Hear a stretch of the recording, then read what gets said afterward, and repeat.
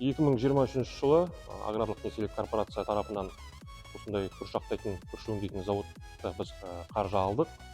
Қазіргі таңда осы 2024 жылы ақпан айында осы кәсіпорынды іске қостық.